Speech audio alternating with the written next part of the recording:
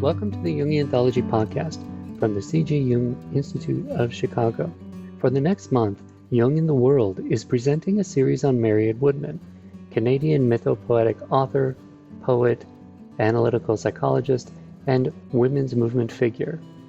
In this episode, Patricia Martin interviews Dr. David Clark, professor in the Department of English and Cultural Studies and associate member of the Department of Health, Aging and Society at McMaster University. Also for this series in particular, we'll see how it goes for future episodes. We'll be sharing the interviews, the video recordings of the interviews on YouTube, and the links to those will be in the show notes. There's also going to be a suggested reading list. If you're interested in learning more about Marion Woodman and reading some of her work, you can look at the book list that'll also be in the show notes. I also want to make sure that I thank Avery Kirschbaum, who's been our intern over this summer, and he has just done an excellent job helping out, getting all of these interviews done, moving files around, putting the book list together, and just lots of other stuff. He's been really wonderful. So now I'll leave it to Patricia Martin to introduce David. Hello, this is Patricia Martin, and I'm your host today at Jung Anthology's podcast series, Jung in the World, where we explore the living legacy of Carl Jung's ideas to make meaning of the complexities of contemporary culture. Today, we have another episode devoted to the legacy of Marion Woodman, a Jungian analyst and a prolific writer who practiced in Toronto as an analyst in the 1980s. With us is David Clark, a professor of literature and a former friend and colleague of Marion Woodman's. He has also written essays about her work, and he's a professor at the Department of English and Cultural Studies at McMaster University. As an associate member of the Department of Health, Aging and Society, he teaches about critical theory, animal studies, and the history of the HIV/AIDS activism movement. He was for many years a co-editor of the Review of Education, Pedagogy and Cultural Studies. And we are so thrilled to have him here with us today to tell us about his relationship with Marion Woodman. And I'm keying off a lot, David, about your essay that you wrote in a collection of essays, which, by the way, we'll link at the bottom. It was called The Last Temptation of Marion Woodman. First of all, I just want to let me say welcome. Thank you, Patricia. Thank you very much, and thank you for giving me this opportunity to talk about Marion. And I loved Marion very much, and I miss her dearly. Well, I think you're one in many who feel the same way. She was a woman who she had a big, wild heart. And a relentless curiosity about how the world worked, and especially seeing that world through a Jungian lens. So I'm dying to know, as I talk to people, many of them have these larger than life stories about Marion Woodman. And I would love you to just give us a description of her and, how you met her. Like, tell us the introduction in your life to Marion Woodman. Well, looking back now, it's funny for a figure who has loomed so large in my life, my intellectual life, my psychic life. I can't actually remember the day that I met Marion, and I think that's mostly because I felt like she's always been with me. If she hadn't come into my life, I would have had to have invented her somehow. That's how I view her, as she was so important and is still so important to me. But I know that I must have met her in the late 1970s and early 1980s when I started graduate school under the supervision of Dr. Ross Woodman, Marion's husband. And our relationship changed over the years. It grew and deepened and complicated. But she was always a kind of formidable character to me, somehow sort of paradoxically very powerful and extraordinarily charming and loving, convivial and loving. And so there was this kind of mixture in her presence, and I was, for lack of a better word, kind of spellbound. But Patricia, to be honest, I mean, just to paint a picture here, for a while I was a little bit afraid of her. To be frank about it, I did feel something like fear. Not that she was intimidating or scary or anything like that, far from it. But it really is something to be in the presence of somebody who is genuinely charismatic. I've met so few people that I could characterize that way in my long life. But here was a character who was charismatic, and my instinct was to be wary of that, to be careful not to be drawn into the orbit of somebody who is charismatic. And of course, that all in the end proved to be complete nonsense. I mean, Marion wasn't interested in pulling people into her orbit, but as somebody coming to her for the first time, that's partly how I felt. And she was, to be in her presence was to be with someone and to be seen and heard. That's in a sense was that part of her charisma? That was exactly the heart of the charisma. It was like a tractor beam. Yes. Like we all want to be seen and heard, and you come into the presence of somebody who really does see and hear you, and you sort of realize how rare those creatures are in life. And that's what she did. She threw into relief the relatively impoverished nature of the kinds of relationships that I had with other people, friendships, family, that sort of thing. And so that was, incredibly attractive, but also unnerving. Oh, I think that's fascinating because, as I look at the breadth of writing that she did and how people wrote about her and their experiences with her, it was very clear to me that, Carl Jung needed a cadre of people who could explain his work, because he was a pioneer, first of all, and he was writing in abstractions. And because you're a professor of literature, abstractions don't get you very far. People really need to understand what you're trying to say. And so there was a role that people like Marion Woodman played in interpreting the work of Carl Jung. And for Marion, it was really and truly, it seems to me, about body and soul. Meaning she didn't approach it as an intellectual. She approached it as a sentient, feeling, compassionate human being. And that had to be radiant for other people to be in her orbit.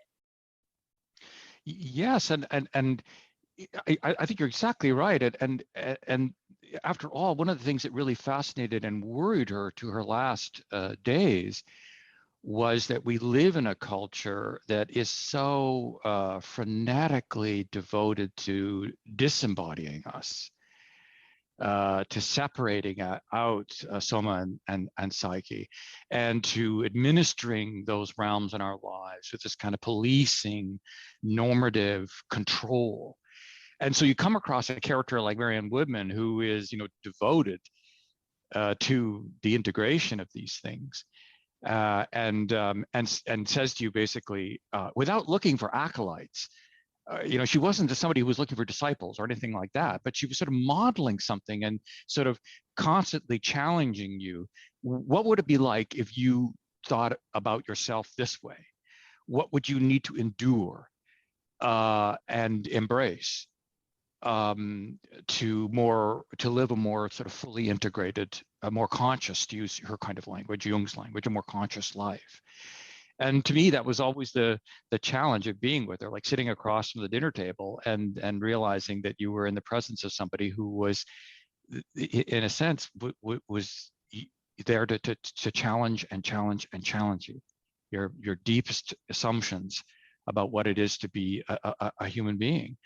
And so while there was lots of small talk with Marion, of course, there's so many memories, lovely memories of sitting with her and having a cup of tea, but in the background, if not in the foreground, was this powerful sense that what we were doing was existentially important.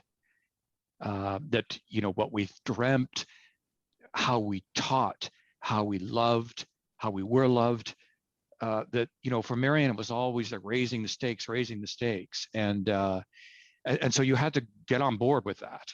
And the remarkable thing was that Ross, who was my mentor, my doctoral supervisor, was exactly the same way. He and Marion were very different characters, to be sure, but for them the stakes were always very high, and that made for an exciting, loving friendship, but also pretty exhausting.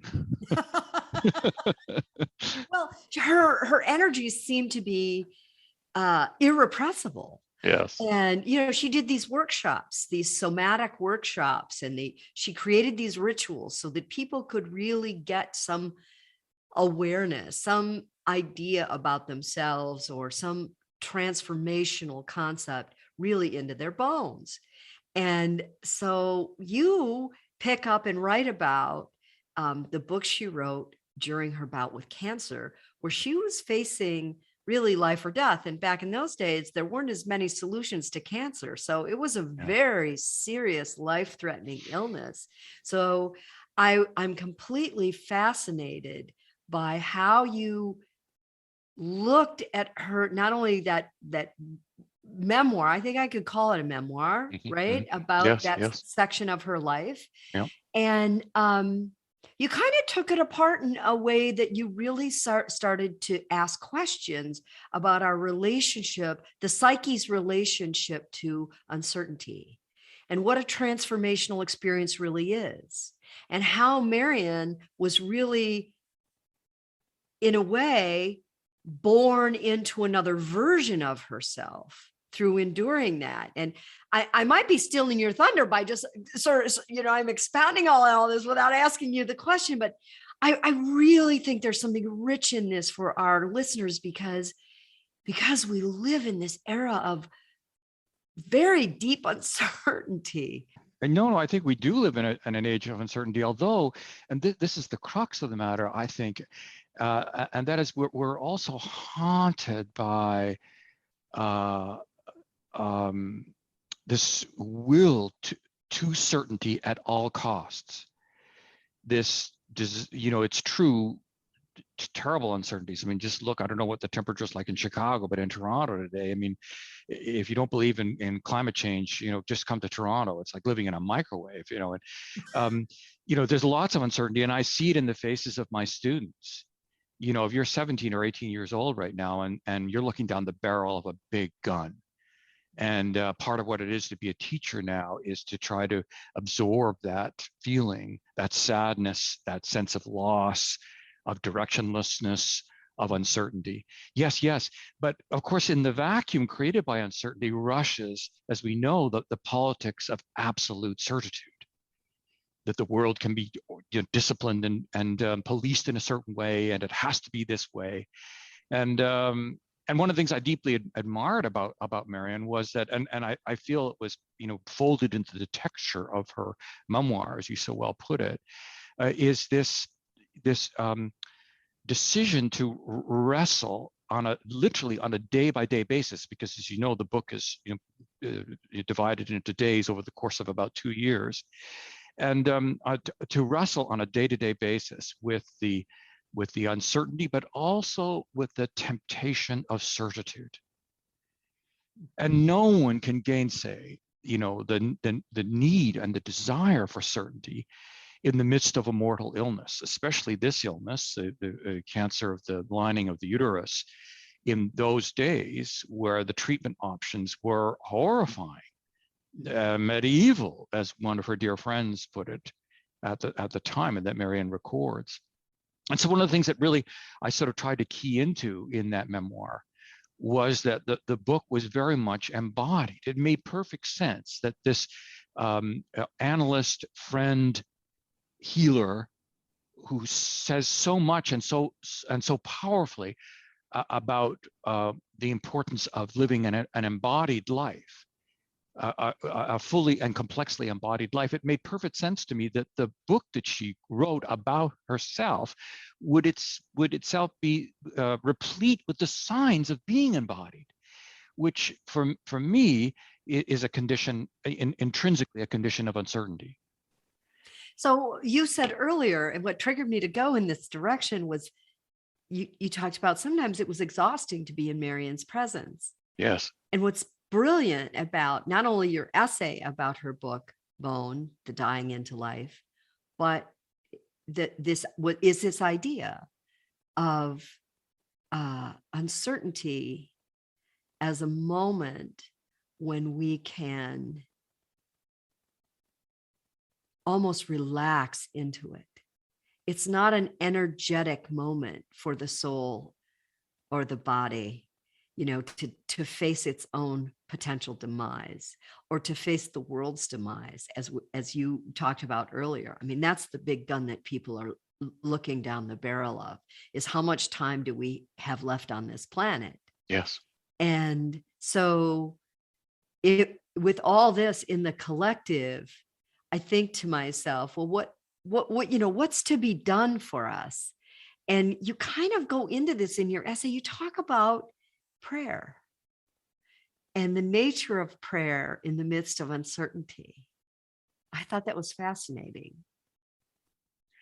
Well, thank you. I mean, it's the reason why prayer is so important to my discussion of her and my reading of her, my understanding of her, is that, first of all, I see the book as a kind of prayer. It's written in the mode of a prayer. And as an English professor, of course, the very first question you ask, and that you ask your first-year students to ask when they come across literature, is, what is the genre? What kind of thing is this? What sort of category does it fall into? And, Marion's Bone is lots of different things. It's a love letter to her husband, to Ross, to be sure. It's also the tale of a wounded storyteller.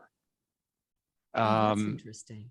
I hadn't thought of that. That's a whole genre of literature of the wounded storyteller. Yep. There are other examples that I think were present in Marion's mind when she was writing this and preparing it for publication. But at another level, I do think that it's a kind of prayer, a prayer to Sophia. And the reason why I think it's a prayer, I mean, there are literally moments in which Marion does pray in the text, but the larger reason why I would characterize it generically, in terms of genre, as a prayer, is that prayer as such is a gesture of openness to the unknown. If we got what we prayed for, it wouldn't be a prayer anymore. The element of the prayer is that it's unfurled in a condition of radical uncertainty. That I think is what the essence of prayer is. It's a kind of openness, and by God, that takes courage. Mm-hmm. Truly to pray.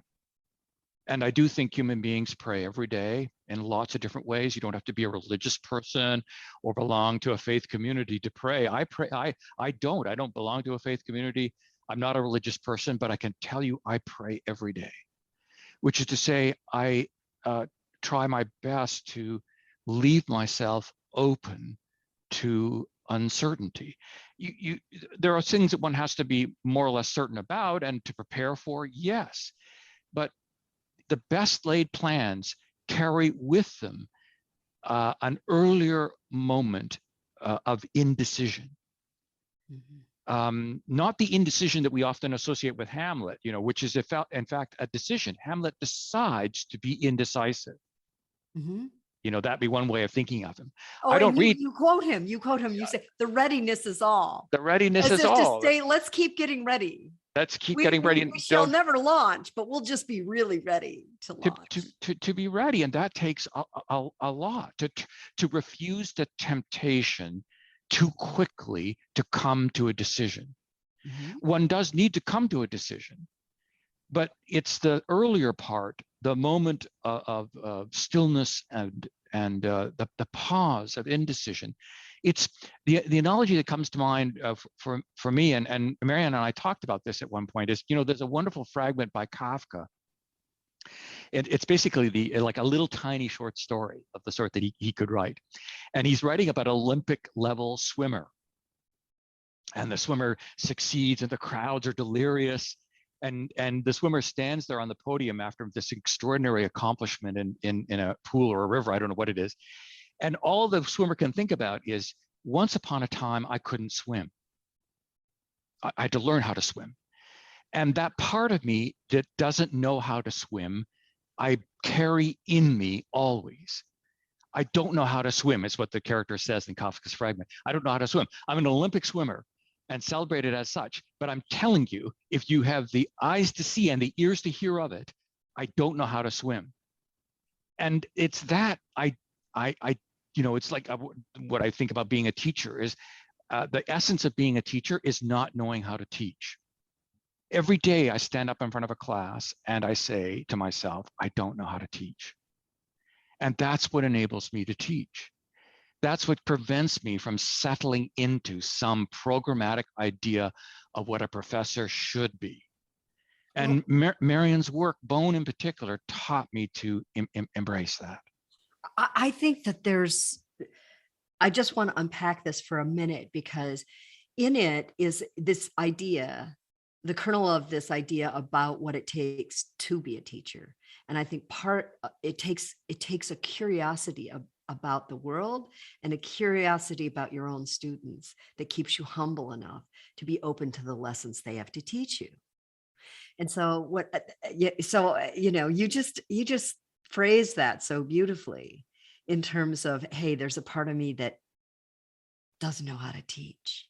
And I think in Marion's work, I was reading in Deirdre Baer's award-winning biography of Carl Jung that she was in the first class of the Zurich Institute with luminaries. Her classmates were, Murray Stein and James Hillman and June Singer, and these became not only the acolytes of Carl Jung, they became the apostles. They went out and wrote and talked about and did workshops and lectures to help carry the word forward in a way that people could understand. And so this business about Marion Woodman being a teacher, her chosen pedagogy, I guess I would call it, her approach to it was to do these very like somatic, body-centric, experiential workshops. That was way ahead of her time. Yes. Right? She had no one to copy that from. No. Did she ever talk about what it meant to her to be a teacher? Well, I think almost every conversation I ever had with her was in one way or another about what it is to be a teacher. And, one of the wonderful things about, because she was such a generous soul, is that she was always interested in, me becoming a teacher. And that it was a process of becoming, that one never became the teacher as such. That was important. Those are the people that you had to be really wary of. For example, the fathers in the world that have, claim in some way to have figured it all out. No, Marion said, let's hold off from doing that, and let's work. I mean, that's the word work, I think, is underemphasized in Marion's writing. What it means, what labor means, and moreover, an ongoing labor, not a task that can be finished, but a kind of project that is to be lived.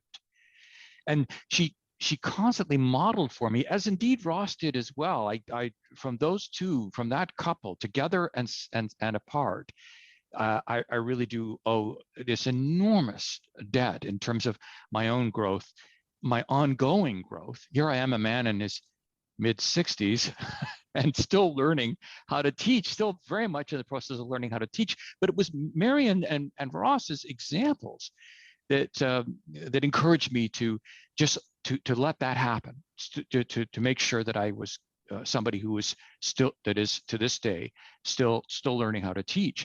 And I did learn some, in some pedagogy from her. In fact, for example, in my large first-year classes, so let's say I have 200, sometimes 250 students, and this in these huge banked, dark lecture halls. It's basically theater. Like a Greek tragedy in a way. I mean, it's really what it feels like. Either that, or as I once said to Marion, or this could be an autopsy room, like a room where I'm the cadaver, an operating theater, an operating theater, and they're the surgeons. But in any case, one sort of flips back and forth between these images as you try to sort out what it means to teach and to be taught.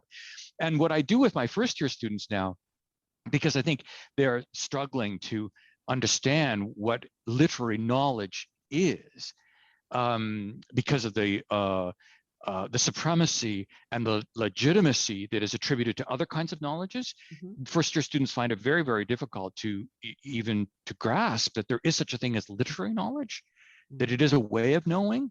And so I get all 250 of them to stand up and recite. I throw up verses. Let's say a stanza from a Blake poem or an Emily Dickinson poem or a Sylvia Plath. And I throw that up on a screen and I get them to together in unison say those lines once, twice, thrice. And after each time I say, oh, come on, you can do better than that. I said, everybody put your hands on your chest. I want you to feel the breath going in and out of your bodies as you say these words, because these words are alive. They're not abstractions on a page. Mm-hmm. They're bodies. And you're in a body. So breathe life into them. And it's amazing what that exercise, which is something that I learned from Marion, it's amazing how that changes one's relationship with literature.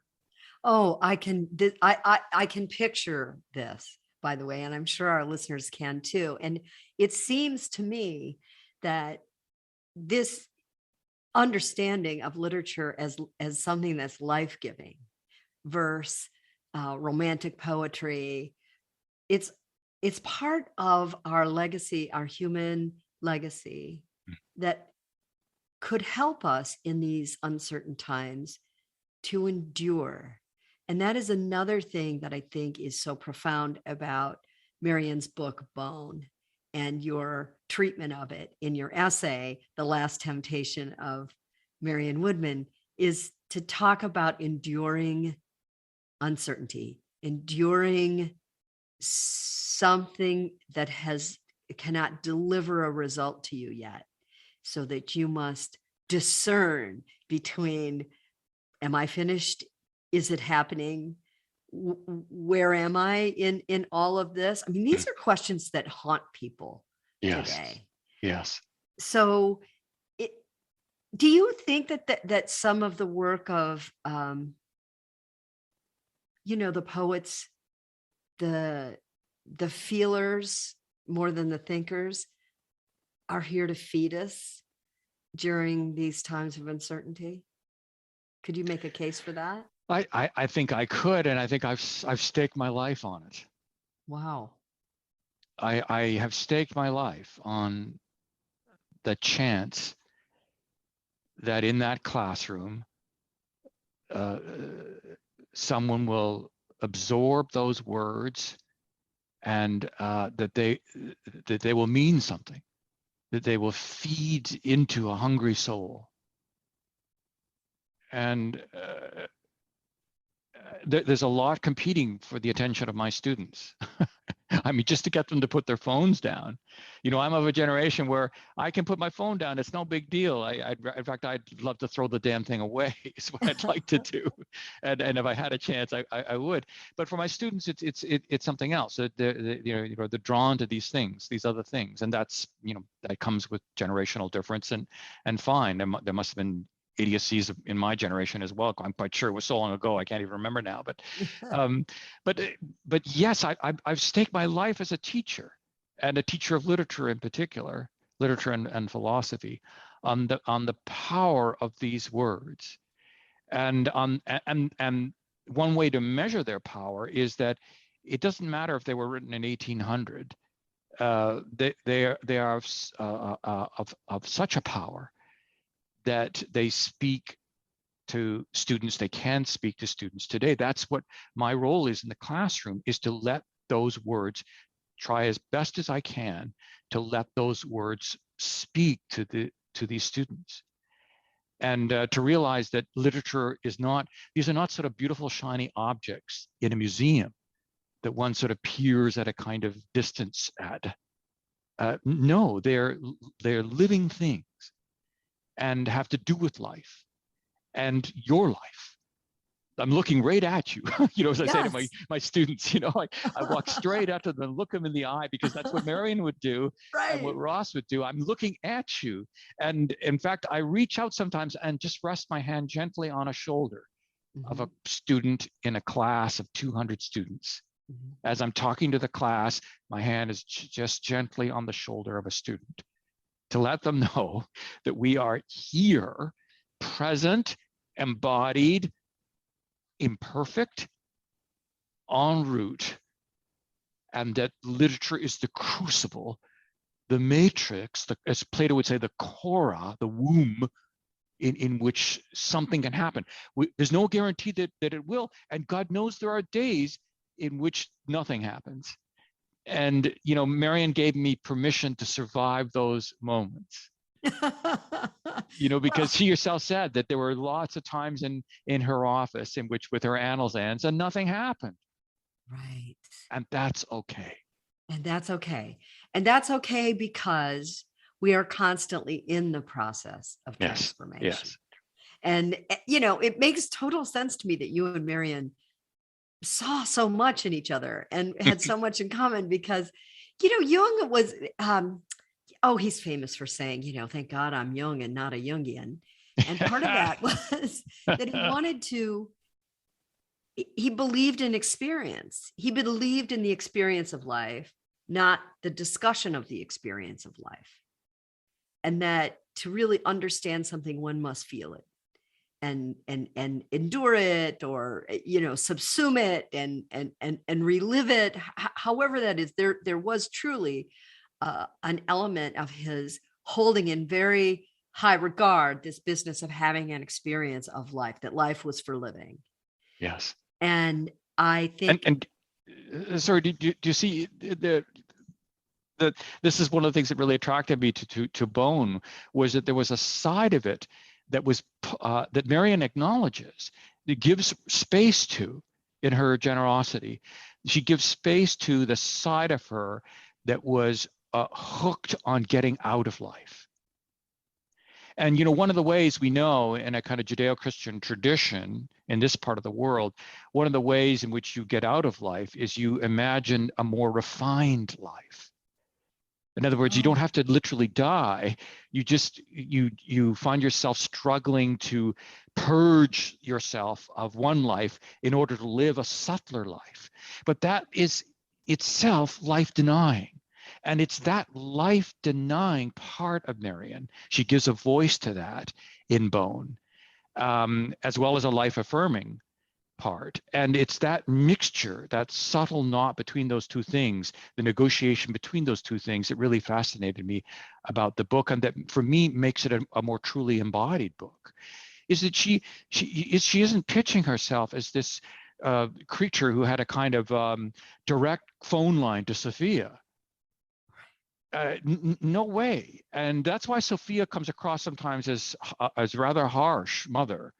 In the book, that Marion finds herself apologizing to her and feeling, characterizing Sophia as casting this kind of normative gaze on Marion.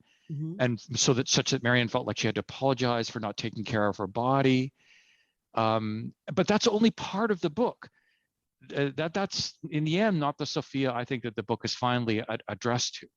So just for a second, for those people listening who might not be as familiar with Sophia and her role in the whole Gnostic tradition, could you just spend a few sentences on her? well, I feel embarrassed because I'm in the company of thinkers who know so much more. But what I do know from my conversations about Sophia with Marianne, and certainly about how Sophia is characterized, particularly in Bone, is that she's not some transcendental goddess, something out of the world. There are aspects of her that sometimes feel like that, and that Marianne has her eye on it, or part of Marianne thinks that I'm going to get out of this life by hooking myself to that life. But when Sophia is most complexly figured in the text, she's not a character or a figure at all, but more like a field, a place in which to come into a kind of consciousness. And remember that for Marianne, Sophia is not at the outside or at the end of time, not another world, but is at the heart of this world. And that's why her relationship with Sophia is so often characterized as one of recollection. That the trick is, in my life, Marianne, speaking of her own life, and then the life of my Annals, how can I help them remember the irrepressible presence of Sophia? Even though so many of us have lived a life in which so much stuff is piled on top, and prevents any one of us from even glimpsing traces of a more fully embodied life. And so, from in Bone, at least, that's how Sophia is characterized. Sometimes as a rather harsh mother, but more often as a space of acceptance. And it's the two versions of her, and there are various expressions of those two versions, various characters, friends. They're not friends at all. They're all parts of Marianne's psyche. The first lesson you teach first-year students when you're reading in class together an autobiography of somebody is to remember that all of these characters in this person's autobiography are simply versions of the author. Of the author. Oh, yeah. The many selves, the problem of the many selves. All the selves. Right.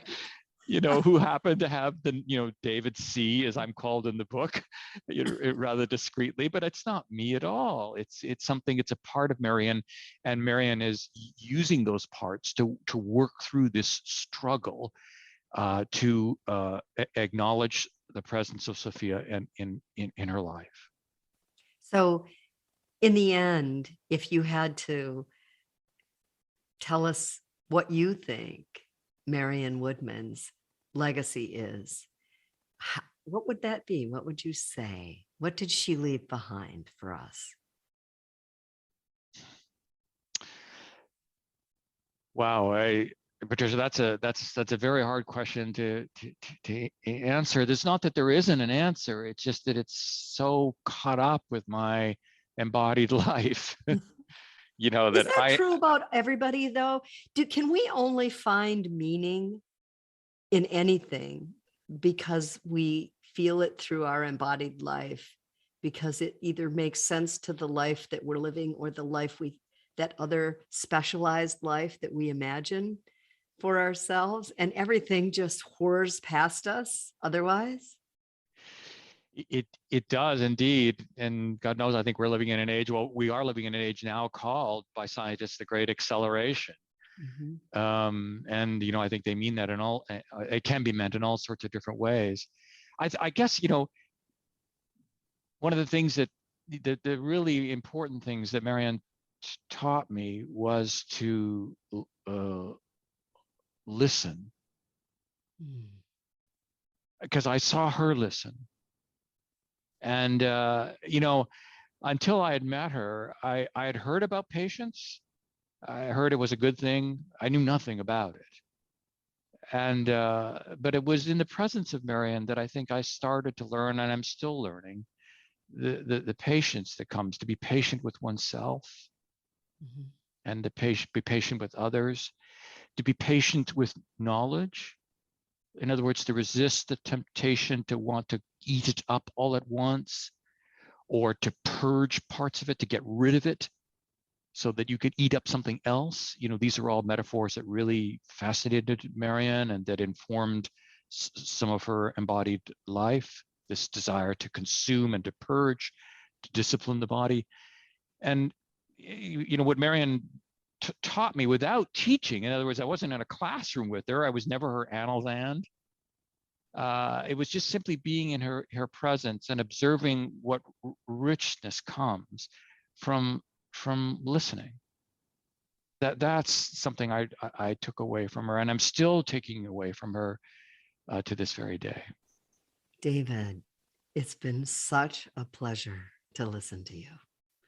And I'm pretty sure that others out there are feeling the same way.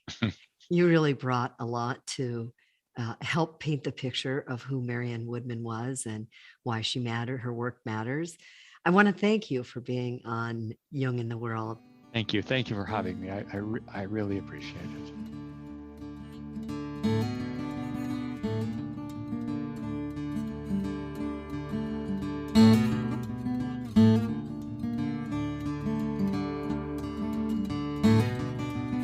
Thanks for listening. If you'd like more information about training programs, archives, this podcast, or to find a Jungian analyst near you, visit our website, jungchicago.org. Thank you to our 2021 donors who gave at the contributing member level or above: the Arlene M. Feiner Trust, Barbara Anand, Arlo and Rena Compan, Judith Cooper, Kevin Davis, George J. Didier, Mary Doherty, Carl and Patricia Greer, Ryan Mayer, Patricia Martin, Boris Matthews, Sue Rosenthal, Diane Sherwood, Debbie Stutzman, Lawrence Chad Tingley, Alexander Wayne and Lynn Kopp, Gerald Weiner, and Ellen Young. You can also become a supporter of this podcast by visiting our website, jungchicago.org. Thanks.